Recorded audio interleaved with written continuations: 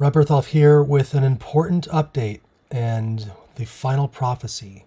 As we know, Trump has won the presidential race in the United States, which leaves many to question what happens next. And if you've been following my videos, you'll see that I had already predicted that Trump would win based on this prophecy found in 2nd Esdras. If you're interested in this, look up the course on the Hidden Book.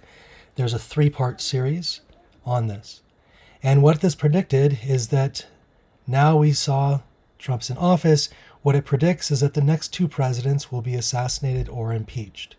So I want to dive a little bit further, though, into what's really going on, because there's probably a lot of people who are feeling really one way or another right now, feeling really excited, feeling really disappointed, when what we should be seeing is that ultimately this whole right-left paradigm, right, is not real. It's a construct.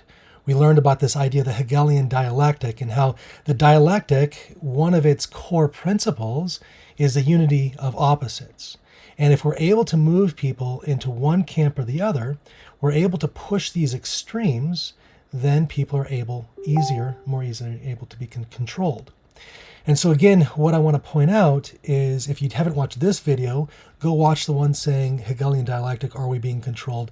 And what I explain in that is that every time there is a pendulum swing, they're able to move their objective further. And so there's this idea of if a crisis comes in, we'll swing over to the left, then it swings to the right, then it swings back. It just continues to swing back and forth as we start moving. But what's happening is that every time it moves, there's an overcorrection. And so what they're able to do is with every solution in the Hegelian dialectic principle, we actually end up moving in this overcorrection. And so then a new crisis forms and we're able to move it further. Ultimately, what's happening is we see that through a series of crises and through a series of problems and then a reaction to that problem with a synthesis in the middle, except the synthesis is not in the middle. It's always a little bit over to one side. And that doesn't mean politically one to one side. It means that those who are in control right now, which are the Jesuits, are utilizing the really mass manipulation to push their agendas. So what we can see is that the pendulum over the last 4 years has swung pretty far to the left. The most important, I would say, or the most obvious, has been the alphabet agenda, which has pushed this radicalization so far over that we start manipulating, really mutilating children and putting them through severe psychological warfare, questioning basic identity. Then what we saw is with genocidal support, right, this tacit support of an ongoing genocide, giving about $100 billion to foreign wars over the last year, but no support for those impacted by public disaster, by disasters, natural disasters. Then we saw as frequently as a few days ago with government overreach, with peanut, and ultimately that has been these have been, this massive swing to the left has been the breaking point. And now what we're seeing with this election, which I had called months ago, we're seeing an overcorrection will happen to the right. And it's going to be this idea of a return to Christian values. And while that may sound great, and for those who are right now reveling in the idea that Trump has won, understand that the Christian values is not what we think it's going to be. Christian values is trying to move us into a point where we ultimately lose religious liberty. Now, there's going to be one more swing to the left prior to the swing to the right, and it's not going to be a political swing.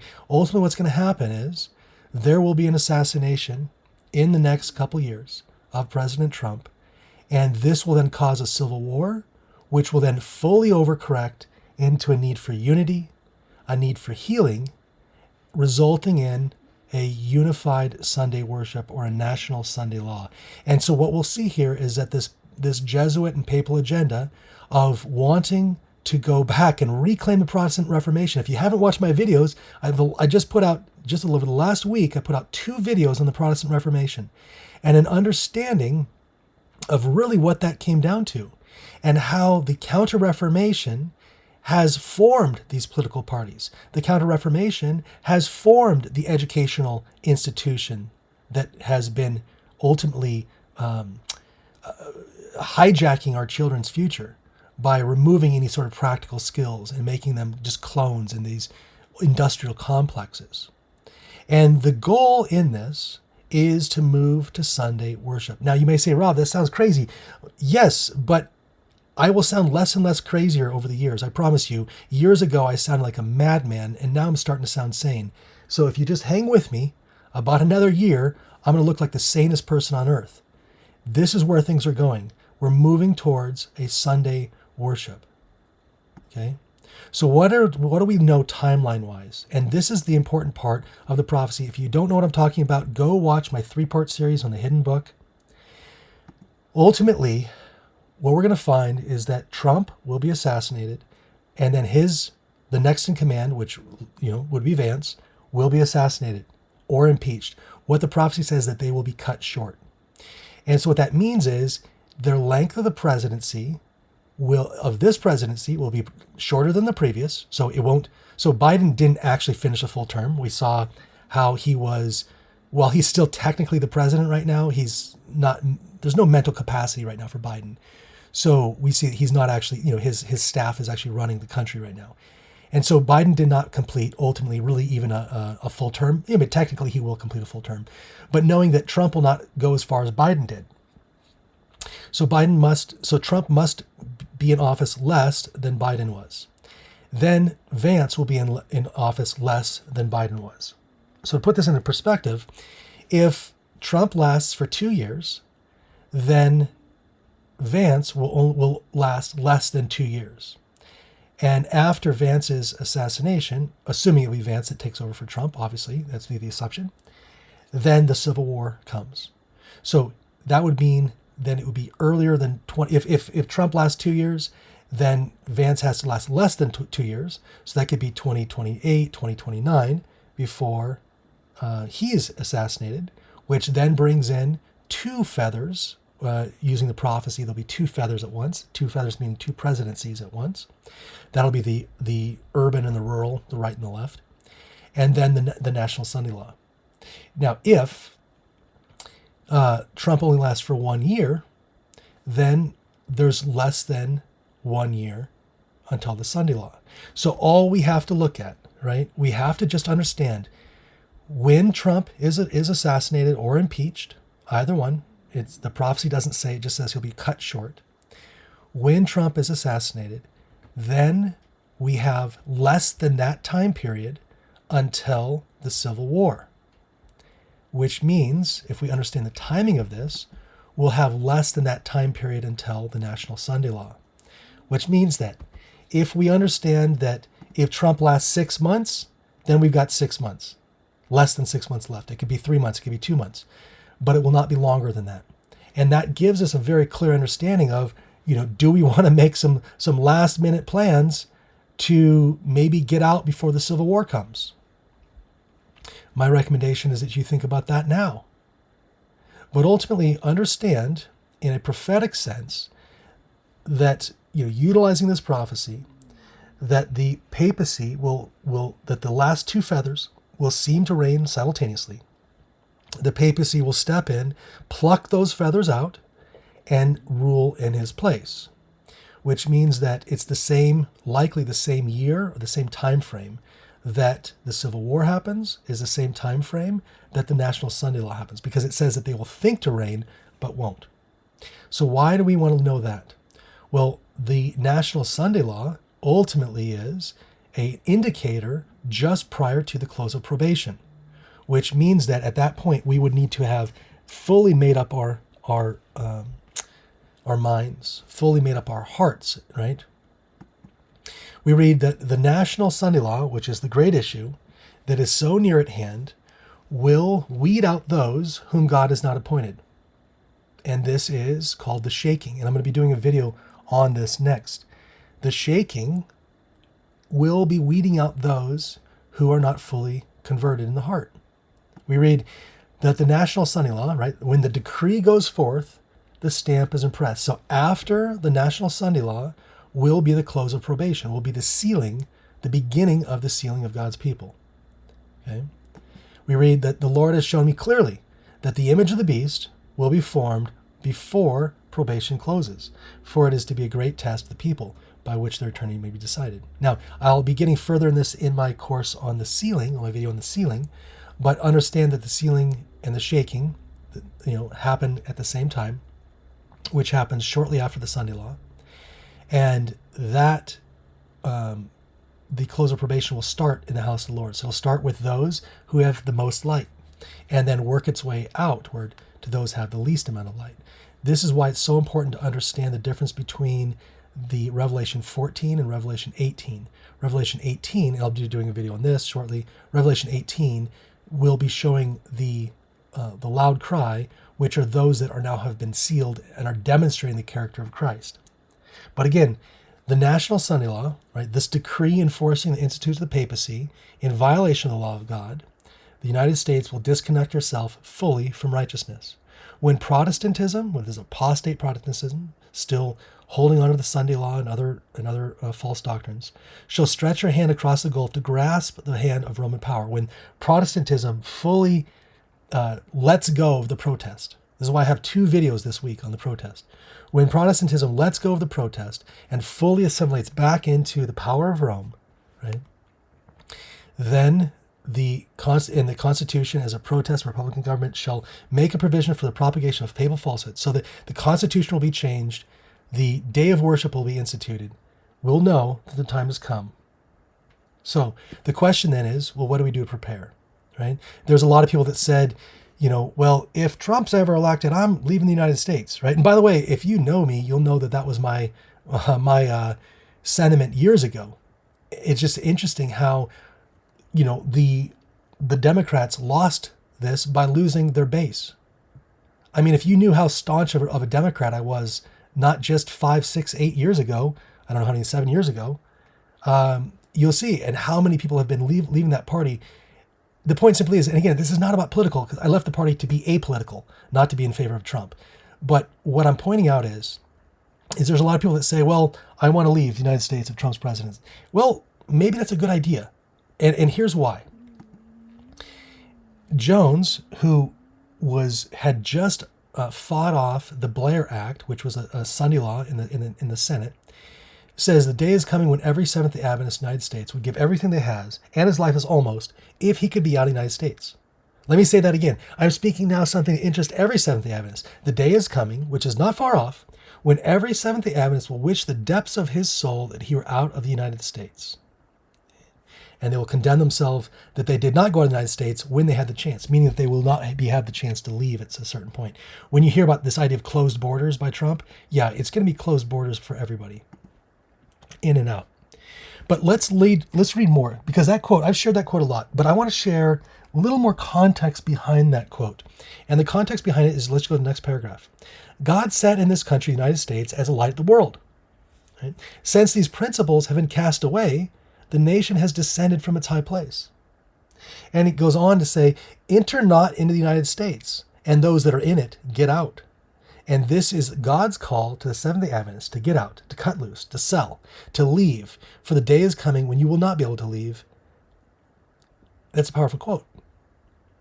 This is followed by Counsels on Stewardship by Ellen White that says God has called upon those who have possessions and lands and houses to sell and invest the money where it be supplying the great need of want in the missionary field. When once they have experienced the real satisfaction that comes with us doing, they will keep the channel open, that means and the means of the Lord, and trust them will be constantly flowing into the treasury, and souls may be converted. So this is the idea that if we give up self, that God will use us and pour money through us, right? That we can utilize that for the conversion of souls. We read in manuscript that there will be a time coming when there'll be a great scattering. Now, we have to think about this concept of going back into Jerusalem, right? In Luke, we read about how when Jerusalem is compassed with the armies, know that desolation is nigh. And this is really getting to the idea that God was not God's plan that everybody was huddling in Jerusalem. right? We should not all be in Loma Linda, in Tennessee, in whatever. Like, these are not places that we should be congregating. Let's not be in Battle Creek, Michigan, right? These are ideas that Ellen White has already come out and told us that we are not to congregate together. We are to be out as light to the world. And there's a time coming that God will use persecution as a way to scatter those that do not seem to want to disperse. And some will be taken into remote regions because God has a work for you there. Instead of educating new converts in the gospel who have not heard it, they will be in danger of taking a course that would lead all satisfied with what had been accomplished. Right? This is this idea that the church is not ready for converts to come in. And this idea to scatter his representatives abroad where they could work for others, God permitted persecution to come upon them. Going back to the idea again of Jerusalem, that they were driven and went everywhere preaching the word. And so the word spread quickly after the preaching. Now, I want to point out there's a big difference between the understanding of the gospel message, right, and which is our present truth, and understanding our precious truth, and understanding our present truth. If you're not sure what I mean by this, watch my video, Is Our Present Truth or Precious Truth? And in that video, I explain very clearly that the message of the first two angels has gone out to the whole world. It had, because that allowed Christ to move into the most holy place. We now have the message of the third angel, which is that there needs to be people prepared to stand through the investigative judgment. There needs to be a people who are coming out of her, right? Not partaking in her sins. And when that people stands, then the angel of Revelation 18 will now go and spread that message to the known world again. So we are not to skip over the middle step. I want to mention that. So again, understanding that right now this idea is that preaching is a small part of the work to be done. We need to be working on ourselves right now, working on a personal relationship with Christ first, and then evangelizing. We must not expect to enter in the Lord's work haphazard and expect success. We can't just go and start evangelizing if we don't have a solid foundation on Christ first. I'm instructed to say that these words are applicable to Seventh-day Adventist churches in their present condition. The love of God has been lost, and this means the absence of love for one another. Until we have a selfless love, right? Until we are so focused on others that we lose self, right? We are, and Christ cannot return. Prosperity will never attend churches where the individual members shall be closely connected with God, having an Prosperity will never attend the churches until the individual members shall be closely connected with God, having unselfish interest in the salvation of their fellow men. That a revival of true godliness among us is the greatest and most urgent of our needs. So when people are talking about, we need to go spread the gospel message, no. First work is a personal revival, and then the evangelism comes. And this is why I keep, you really got to watch my course on precious versus present truth. I lay it out there for you. And I show how us thinking that our primary focus right now is on evangelizing is actually an apostasy, truly. Because if all we do is focus on evangelizing, and it is an outward form, and we have not first focused on a personal relationship with Christ, it's going to be ineffective. And Lucifer doesn't care. We can be sending kids off to Africa to do missionary trips all day long, but if we haven't first fostered an appreciation of a love of Christ, an appreciation of a personal need for a close and intimate relationship with Christ, it will be of no effect. In laboring where there are already some in the faith, the minister should first seek not so much to convert unbelievers as to train the church members for acceptable cooperation. And so the ministers need to be focusing on activating the church, right? Having them stop watching the TV and watching sermons like if they're just there as drones, as hypnotized, and instead getting acceptable cooperation as lay workers. All the preaching in the world will not make men feel deeply the need of the perishing souls around them. Nothing will so arouse men and women to a self-sacrificing zeal as to send them forth into new fields to work for those in darkness. what I'm getting at here is this. When we think about what's our next move, the next move is to understand the message of righteousness by faith, the message of the third angel. And then we move in the message of the fourth angel, which is, Revelation 18, which is where that is then carried out. And so we are to wake to righteousness. We are to sin not. If you have been hearing from the pulpit that you can't stop sinning, right, then you got to maybe visit a different pulpit. Having therefore these promises, dearly beloved, let us cleanse ourselves from the filthiness of the flesh and spirit, perfecting holiness in the fear of God. We are called to be sinless and to prepare people to stand through the investigative judgment. But this cannot happen on our own. In fact, it can't even happen through faith without love. Without a deep personal relationship with God, we'll never have the faith we needed to stop sinning. This is why we say that faith which worketh by love, and that if ye love me, keep my commandments, including, to my Protestant brothers and sisters, the fourth commandment of the Sabbath. And this is why I put out several videos just recently. My last video, I think, was on the Sabbath. So what's our checklist? Next steps, 1, you got to understand the times we're living in. If you're not sure, look at my course, Pattern Matching Time. Next, develop a love relationship with Christ. Recommend looking at my course on Watchmen and Lightbearers, specifically the three angels' messages through the lens of a light bearer. And then follow where the Holy Spirit leads. And I guarantee you that will be out of the cities. Even Enoch's method of working the cities was done from an outpost. And so follow where the Holy Spirit leads, even if it means giving up everything, walking fully by faith in a foreign country, and making Christ your only support. So hopefully this election has not caught you off guard. Hopefully this election is just there to show you that the signs that we've been speaking about for a while now are coming true. Again, when Trump is assassinated, which will happen likely in the next year or two, we will then understand how much longer we have until the Sunday law. And hopefully we've already resituated ourselves now, because by the way, we know we want to be out of the country, out of the cities in the country. You know how long it takes for fruit trees to start yielding fruit?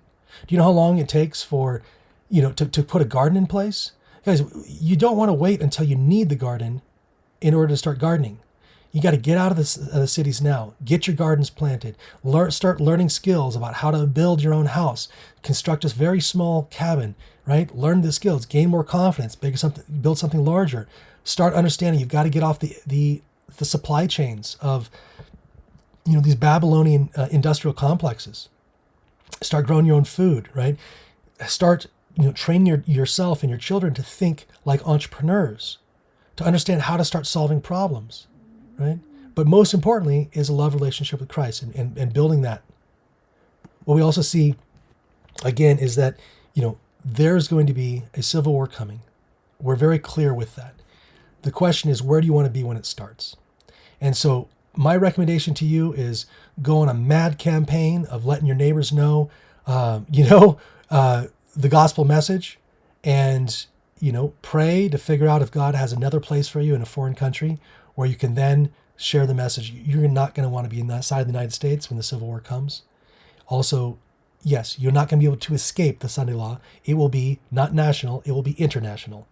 But the point simply is, we should be going and spreading the message where the message has not been spread. So give the message. Hopefully you've already been giving it to your neighbors for the last 10 years, 20 years.